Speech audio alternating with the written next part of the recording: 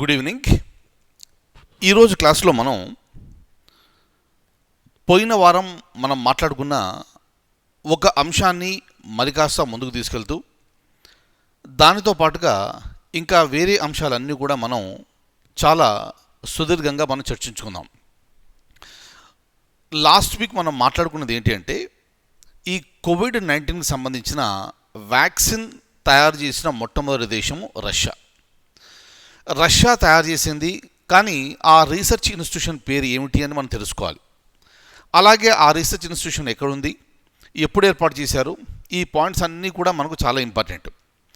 అయితే ఆ research institute పేరు ఎందుకు ఇంపార్టెంట్ అంటే మీరు ఎగ్జామ్ రాసే లోపల అది ఎగ్జామ్ ఎప్పుడు రాసినా కూడా అతి త్వరలో మనకేమవుతుందంటే ఇంకా చాలా దేశాలు కూడా మేము కూడా కోవిడ్-19 వ్యాక్సిన్ తయారు చేశాము అని ముందుకొస్తాయి. ఆ దేశాల్లో భారతదేశం కూడా ఉండొచ్చు, అమెరికా ఉండొచ్చు, ఇంగ్లాండ్ ఉండొచ్చు, అలాగే చైనా ఉండొచ్చు. అటువంటప్పుడు ఈ దేశాల నుంచి ఆయా రీసెర్చ్ ఇన్స్టిట్యూషన్ పేర్లు కూడా ముందుకొస్తాయి. కానీ మనకి ఎగ్జామినేషన్ పాయింట్ ఆఫ్ వ్యూ కావాల్సింది ఏంటంటే ప్రపంచంలో మొట్టమొదటిగా తయారు చేసింది ఎవరు అనేది. అది రష్యా, ఆ దేశం మనకు జ్ఞాపకం ఉంటుంది. అలాగే ఆ రీసెర్చ్ ఇన్స్టిట్యూట్ పేరు కూడా మనకు జ్ఞాపకం ఉండాలి. రైట్, ఆ పాయింట్స్ అని మనం చూద్దాం. అలాగే దాంతో పాటుగా మనం డైరెక్టరేట్ ఆఫ్ ఎన్ఫోర్స్మెంట్ అంటే ఏంటి, అది ఎందుకు వార్తల్లో ఉంది అన్న విషయం మనం చూద్దాం. అదేవిధంగా మనం సెబీ అంటే ఏంటి, అది ప్రస్తుతం ఎందుకు వార్తల్లో ఉంది మనం చూద్దాం. సెబీ అంటే ఏంటి, securities and exchange board of India, అది ప్రస్తుతం ఎందుకు వార్తల్లో ఉందో మనం ఒక్కొక్క పాయింట్ మనం చూద్దాం. అలాగే భారతదేశంలో అసలు అడవుల శాతం ఎంత ఉండాలి, ప్రస్తుతం ఎంత ఉంది అన్న విషయాలన్నీ కూడా మనం ఈ క్లాస్లో తెలుసుకోబోతున్నాం. ఇక ముందుగా ఆ రీసెర్చ్ ఇన్స్టిట్యూట్ గురించి మాట్లాడదాము. ఒక్కసారి నేను మీకు డాక్యుమెంట్ ఓపెన్ చేస్తాను, చూడండి. రైట్, చూడండి. ఫస్ట్ ఇది Gamaleya Research Institute of Epidemiology and Microbiology is located in. చూడండి, ఆ ఇన్స్టిట్యూషన్ పేరు ఏంటంటే Gamaleya Research Institute of Epidemiology and Microbiology. ఇది ఏ దేశంలో ఉంది అని ఒక క్వశ్చన్ రావచ్చు. అప్పుడు ఆన్సర్ వచ్చేసి Russia. Right, very very important point. చూడండి, ఈ పేరు ఎందుకు జ్ఞాపకం పెట్టుకోవాలని నేను ఇప్పుడే చెప్పాను. దయచేసి ఆ కారణం చేత మీరు ఈ పేరు ఖచ్చితంగా జ్ఞాపకం పెట్టుకోవాల్సిందే. చూడండి, మనకు ప్రపంచంలో చూస్తే ఈ కోవిడ్కు ఎగెనిస్ట్గా వ్యాక్సిన్ తయారు చేసిన మొట్టమొదటి దేశం ఏది అంటే రష్యా ఆ వ్యాక్సిన్కు ఏం పేరు పెట్టింది ఆల్రెడీ చెప్పుకున్నాం మనం, అది స్పుత్నిక్ 5. రైట్, స్పుత్నిక్ 5 అని ఆ పేరు పెట్టడం జరిగింది. మీకు స్పుత్నిక్ 5 జ్ఞాపకం ఉండాలి, రష్యా జ్ఞాపకం ఉండాలి. రైట్, అలాగే గమాలియా కంపెనీ మీకు జ్ఞాపకం ఉండాలి. ఇవన్నీ కూడా పాయింట్స్ మీకు జ్ఞాపకం ఉండి తీరాలి. అయితే ఈ గమాలియా రీసెర్చ్ ఇన్స్టిట్యూట్ని ఏ సంవత్సరంలో ఏర్పాటు చేశారు అంటే 1891 సంవత్సరంలో ఏర్పాటు చేశారు. అది ఎక్కడ ఉంది అంటే రష్యా క్యాపిటల్ సిటీ అయిన మాస్కోలో ఉంది. ప్రతి పాయింట్ మనకి ఇంపార్టెంట్. ఎందుకంటే మనం మా దేశంలో కానీ ప్రపంచంలో మొత్తంలో కానీ ఈ కరోనా వైరస్ గురించి చర్చ అనేది చాలా విస్తృతంగా జరుగుతుంది. పొద్దున లేచినాదే, మధ్యాహ్నం మాట్లాడుకున్నదే, రాత్రి పడుకున్నదే, దాని గురించే ప్రపంచం అంతా మాట్లాడుకుంటుంది. అంత భయంకరమైన మహమ్మారి తయారైంది. మరి దాన్ని రూపుమాపాలి అంటే మన ఈ శాస్త్రవేత్తలు చాలా కష్టపడి ఈ వ్యాక్సిన్ తయారు చేయవలసి ఉంటుంది. కాబట్టి ఇవన్నీ కూడా రోజు మాట్లాడుకునేవే, రోజు న్యూస్లో వస్తాయి. కాబట్టి మీరు జాగ్రత్తగా వీటన్నిటిని ఫాలో అవుతూ ఉండండి. రైట్, నెక్స్ట్ ఇది చూడండి. ఇప్పుడు మనకు ప్రస్తుతం వర్షాకాలం ఉంది కదా. వర్షాకాలం అనగానే విస్తృతంగా వానలు పడుతున్నాయి. ఎక్కడ పడుతున్నాయి? భారతదేశం మొత్తం పడుతున్నాయి. ఇక మన తెలంగాణ, ఆంధ్రప్రదేశ్ చూసుకుంటే విపరీతమైన వర్షాలు పడుతూనే ఉన్నాయి. ఇక నదులు, వాటి ఉపనదులు ఇవన్నీ కూడా ఉప్పొంగి పొరుతున్నాయి. చాలా చోట్ల కూడా ఈ డేంజర్ లెవెల్ మార్క్స్ అనేది పెట్టేశారు అక్కడ. అంటే అంత విస్తృతంగా ఈ వాగులు ఇవన్నీ కూడా పొంగి పొరుతున్నాయి. అటువంటప్పుడు మనకు కావాల్సింది ఏంటి అంటే జాగ్రఫీలో మీరు ఎలాగూ నేర్చుకుంటారు. భారతదేశంలో ఉన్న ముఖ్యమైన నదులేంటి, ఆ నదుల యొక్క ఉపనదులు ఏంటి అనేది మొత్తం మీరు తెలుసుకుంటారు. ఆ తెలుసుకున్నది మళ్ళీ ఒకసారి రివైజ్ చేయాలి అంటే ఈ కరెంట్ అఫైర్స్ ద్వారా మీరు చక్కగా రివైజ్ చేసుకోవచ్చు. మీరు జాగ్రఫీ సబ్జెక్ట్ కనుక చదివితే బోలెడంత నాలెడ్జ్ మీకు వస్తుంది, విపరీతమైన నాలెడ్జ్ మీకు వస్తుంది. అసలు మన నదులేంటి, మన సముద్రాలు ఏమున్నాయి, మన పర్వతాలు ఏమున్నాయి, మన ఈ మిగతా ఈ ప్రాంతాలు ఏమున్నాయి, అసలు పెనిన్సులార్ ఇండియా అని మనం ఎందుకంటాము, రైట్. సో ఈ విధంగా మనకు మన దేశంలో ఉన్న కొండలేంటి, బోలెడంత ఇన్ఫర్మేషన్ మీరు చక్కగా తెలుసుకోవచ్చు జాగ్రఫీ ద్వారా. అయితే దానికి ఇంకా కాస్త పదును పెట్టాలి అంటే ఈ కరెంట్ అఫైర్స్ టచ్ ఇస్తూ మనం వెళ్ళాలి. కాబట్టి మీరు జాగ్రఫీలో చదువుకున్న నదుల పేర్లు, ఉపనదుల పేర్లు ఇటువంటి సమయాల్లో మనకు న్యూస్లో కనిపిస్తాయి. అప్పుడు అదొకసారి మీకు రివిజన్ లాగా ఉంటుంది. క్లియర్? సో కాబట్టి ఇప్పుడు మనకు ఈ నదులన్నీ చక్కగా పొంగి పొర్లుతున్నాయి. కానీ ప్రాబ్లం ఎక్కడొచ్చింది అంటే వాన నీరు ఎక్కువ కావడం వలన, వరద నీరు ఎక్కువ కావడం వలన చాలా ప్రాంతాలు కూడా ముంపుకు గురవుతున్నాయి. కాబట్టి ఇదొక డిజాస్టర్ పరిణామంగా మనం చెప్పుకోవచ్చు. అయితే మనకు అతివృష్టి లేదా అనావృష్టి. సో ప్రస్తుతం మనం ఈ అతివృష్టి అనేది మనం చూస్తున్నాం, రైట్. అయితే ఇటువంటి అప్పుడే ఆ నదులు, వాటి ఉపనదులు, ఆ పేర్లు మీరు చక్కగా జ్ఞాపకం పెట్టుకోవాల్సి ఉంటుంది. ఇప్పుడు నేను క్వశ్చన్ చూపిస్తాను. నాకు తెలిసి మీలో అందరూ కూడా దీన్ని బాగా ఆన్సర్ చేయగలరు, ఎందుకంటే చక్కగా జాగ్రఫీ బాగా చదివి ఉంటారు మీరు అందరూ కూడా. చూడండి, పేర్లు ఏంటంటే ఘటప్రభ, మలప్రభ, భీమా, తుంగభద్ర. ఇవన్నీ కూడా ఏ నదికి సంబంధించిన ఉపనదులు, ట్రిబ్యూటరీస్ అంటాం. గోదావరినా, కృష్ణానా, నర్మదా ఆర్ తపతి. మనకు స్క్రీన్ మీద కనిపించే 4 నదులు కూడా మనకు చాలా చాలా ఇంపార్టెంట్. కానీ మన క్వశ్చన్ కనుక చూస్తే దాని ఆన్సర్ వచ్చేసి ఆప్షన్ బి. దాన్ని మనం కృష్ణ, ఈ కృష్ణా రివర్ని మనం కృష్ణవేణి అంటాం. మన తెలుగు రాష్ట్రాల్లో దీన్ని కృష్ణమ్మ పరవళ్ళు అంటాం. తెలుసు కదా మీకు, మన కృష్ణమ్మ పరవళ్ళు దొక్కుతుంది అంటాం, రైట్. చూడండి, ఇది భారతదేశంలో అతి పొడవైన నది ఏది అంటే గంగా నది. దాని తర్వాత గోదావరి, ఆ తర్వాత నర్మదా. చూడండి 2 పాయింట్లు. భారతదేశం మొత్తం చూస్తే లార్జెస్ట్ రివర్ ఏమిటి? గంగా. కానీ సౌత్ ఇండియాకు వచ్చేసి, పెనిన్సులార్ ఇండియాకు వచ్చేసి అతిపెద్ద రివర్ ఏది అంటే గోదావరి. ఈ రెండిట్లో ఏదైనా అడగొచ్చు క్వశ్చన్. ఆ క్వశ్చన్ మీరు జాగ్రత్తగా చదివితే ఆన్సర్ కరెక్ట్గా వస్తుంది. క్లియర్?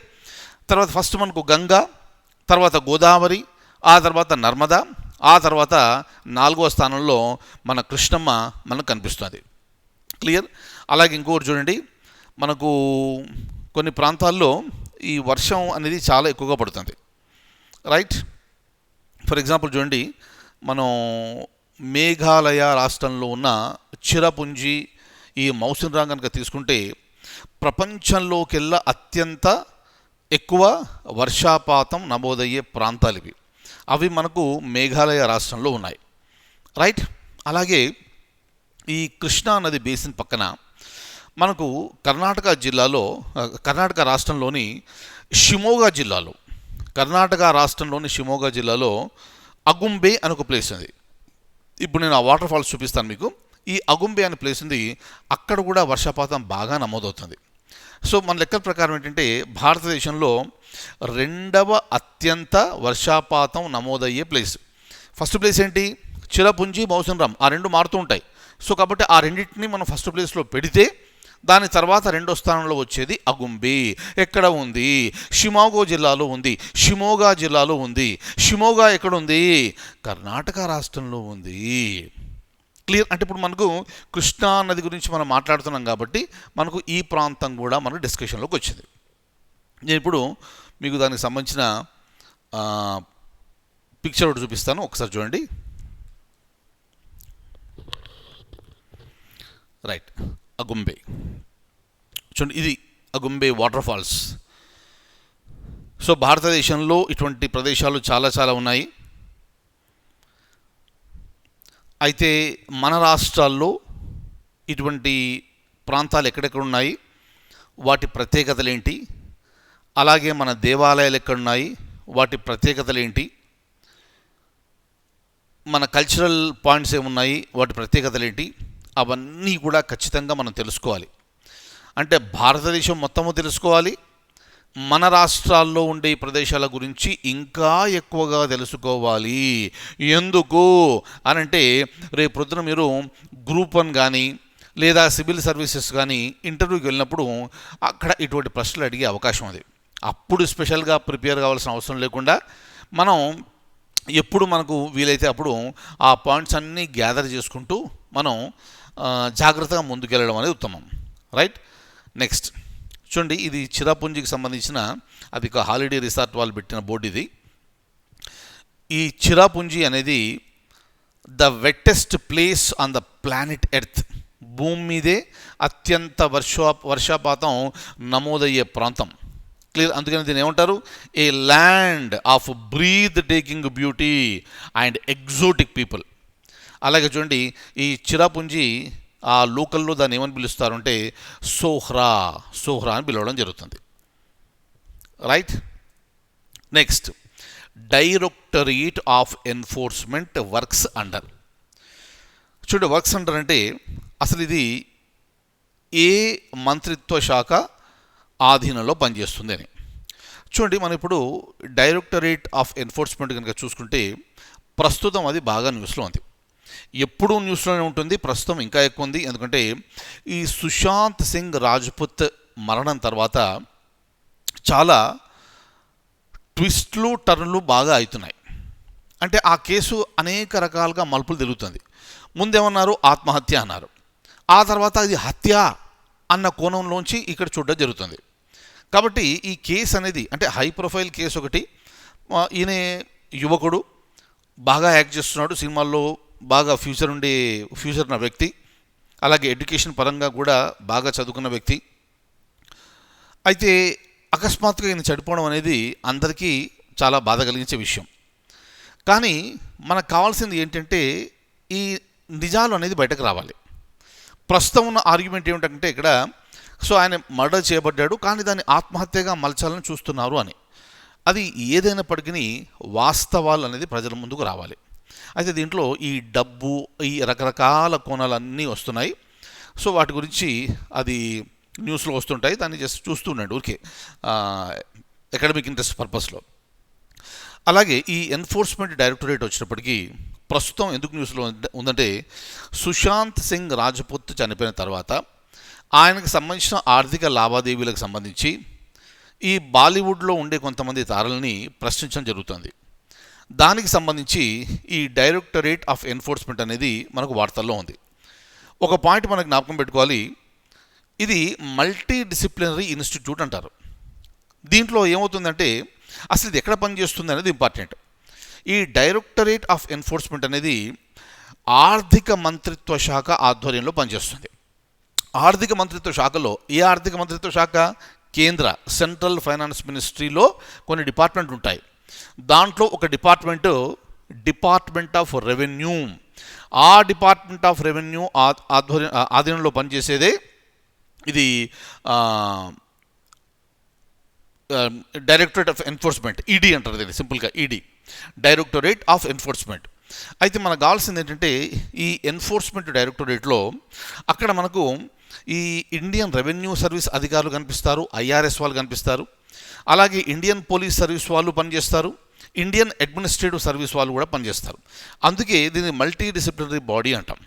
క్లియర్. సాధారణంగా ఈ ఆర్థిక లావాదేవీలకు సంబంధించి మనీ లాండరింగ్కి సంబంధించిన వ్యవహారాలని ఈ డిపార్ట్మెంటే చూస్తుంది. క్లియర్. అందుకే ఇది న్యూస్లో ఉంది.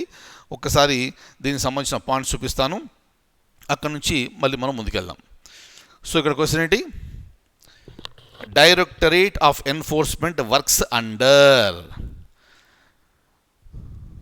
Option B is the answer. ఆర్థిక మంత్రిత్వ శాఖ ఆధ్వర్యంలో పనిచేస్తుంది. చూడండి ఇది. ఇది ఈ ఫెమాకు సంబంధించినవి.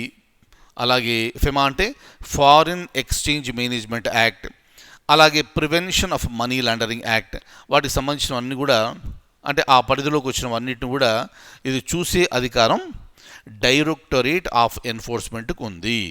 ఇది ఎక్కడ పనిచేస్తుంది అంటే ఆర్థిక మంత్రిత్వ శాఖ ఆధ్వర్యంలో పనిచేస్తుంది. అలాగే సెబీ అనేది ఏ సంవత్సరంలో ఏర్పాటు చేశారు? ఇది ఇంపార్టెంట్ మనకు. చూడండి ఇక్కడ సెబీ అనేది తరచుగా వార్తల్లో వస్తుంది. దీన్ని మార్కెట్ వాచ్ డాగ్ అంటాం. మార్కెట్ అంటే stock market, share market. Share market అనగానే మనకు ఫస్ట్ జ్ఞాపకం వచ్చే సంస్థే సెబీ. దీన్ని ఎప్పుడు ఏర్పాటు చేశారంటే 1988వ సంవత్సరంలో ఒక నాన్ స్టాట్యూటరీ సంస్థగా ఏర్పాటు చేసి 1992వ సంవత్సరంలో దీనికి చట్టపరమైన హోదా కల్పించడం జరిగింది. అందుకని ఈ సెబీ చైర్మన్ కనుక నియమించాలి అంటే క్యాబినెట్లో ఉండే క్యాబినెట్ కమిటీ ఆన్ అపాయింట్మెంట్స్ ఆ కమిటీ కూర్చొని ఈ సెబీ చైర్మన్గా ఎవరిని నియమించాలి అని నిర్ణయం తీసుకుంటారు. అయితే మనకి ఇక్కడ కావాల్సిన ముఖ్యమైన పాయింట్ ఏంటంటే ఆ క్యాబినెట్ కమిటీ ఆన్ అపాయింట్మెంట్స్కి నాయకత్వం వహించేది ఎవరు అంటే ప్రధానమంత్రి. ఎగ్జామినేషన్లో ఏమడుగుతారు? క్యాబినెట్ కమిటీ ఆన్ అపాయింట్మెంట్స్ కు అధ్యక్షుడిగా వ్యవహరించేది ఎవరు? ఆన్సర్ వచ్చేసి ప్రధానమంత్రి. అంటే ఈ హై ప్రొఫైల్ జాబ్స్ అన్నీ కూడా ప్రధానమంత్రి నాయకత్వంలోనే ఒక కమిటీ కూర్చొని ఆ కమిటీ నిర్ణయాలు తీసుకొని ఆ నిర్ణయాల్ని అమలు చేయడం జరుగుతుంది. క్లియర్? అయితే మరి ఎందుకు వచ్చింది ఇప్పుడు ఈ టాక్ అంటే ఆ సెబీ చైర్మన్ అజయ్ త్యాగి అని ఉన్నారు. వారు ఆగస్టు చివరిలో వారు రిటైర్ కావాల్సి ఉంది. కానీ క్యాబినెట్ కమిటీ ఆన్ అపాయింట్మెంట్స్ ఒక నిర్ణయం తీసుకొని వారి పదవీ కాలాన్ని ఫిబ్రవరి 28, 2022 వరకు పొడిగించడం జరిగింది. అందుకే ఇది న్యూస్లో ఉంది. సో ఎగ్జామినేషన్లో ఏం అడగచ్చు? సెబీని ఎప్పుడు ఏర్పాటు చేశారు? సెబీ చైర్మన్ ఎవరు? సెబీ చైర్మన్ ఎవరు నియమిస్తారు? ఇవన్నీ కూడా ఎగ్జామినేషన్లో అడగడానికి ఆస్కారం ఉన్న ప్రశ్నలు. నెక్స్ట్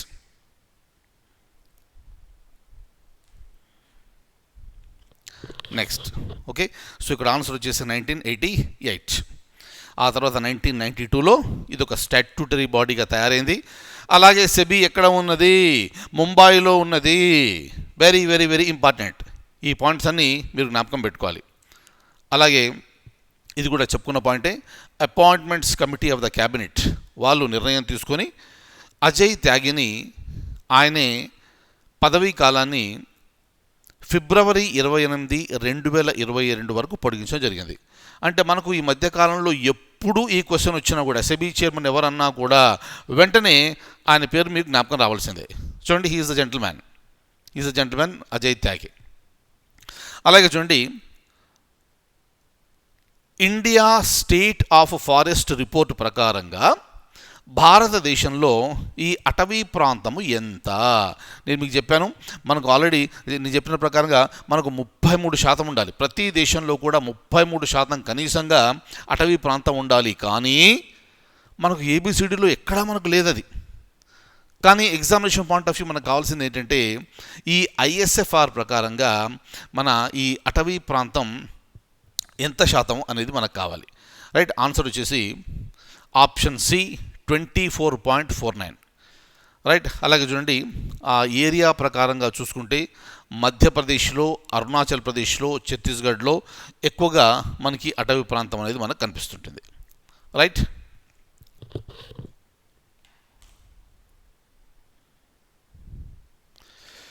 సో ఇవి ఈ రోజుకు సంబంధించిన విషయాలు. మరిన్ని విషయాలతో మళ్ళీ మనం తర్వాత క్లాస్లో కలుద్దాము. అప్పటి వరకు సెలవు. Take very good care. Good night.